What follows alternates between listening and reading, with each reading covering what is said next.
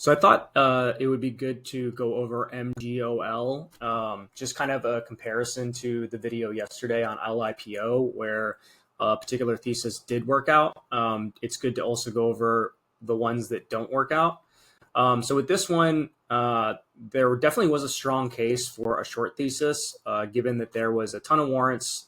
Those warrants could be exercised on a cashless basis, meaning they didn't have to actually pay anything to exercise them.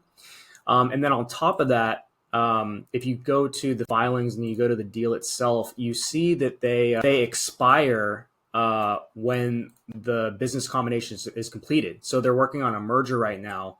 They're voting on that merger, I believe, February 14th. So once that business combination is consummated, then the warrants expire. So they need to use them. So it seemed like on this big gap, it would have been a better time than any to use them. On top of that, also, if you look at the holder of the warrants, SHN Financial, so showing what I showed yesterday, this underwriter lookup isn't just for underwriters and placement agents, and you can look up funds as well. And so doing kind of the same thing I did yesterday, we can pull the stats for all the big moves that this fund was involved with, and you can see that the stats definitely favor short side.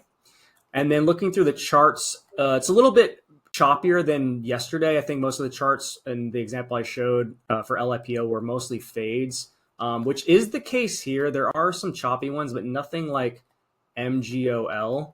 But there is a lot of faders in here, a lot of red closes. So that just adds to, I guess, the short thesis.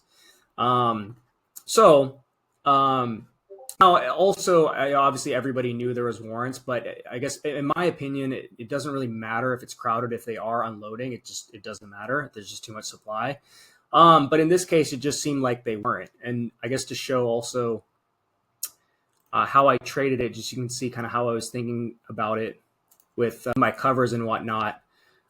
Basically, I felt like at this point, like this, you could argue that it's, they're going to sell into it. It's going to come back down. But then once it kind of reclaimed VWAP and it has these higher highs and higher lows, at this point, I think it's pretty clear that they aren't selling anything.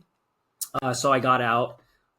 This was kind of just an impulsive trade. I just felt like the trend was breaking, but it just immediately reclaimed. So I got out. It was kind of a waste. But yeah, it's kind of why I mentioned yesterday on LIPO. It's just like when it starts churning volume and reclaiming VWAP, that's not consistent with dilution occurring.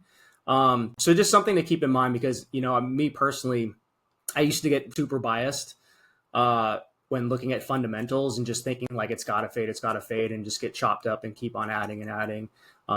So it's important to just recognize when the thesis is just invalidated, and then just rethink the approach.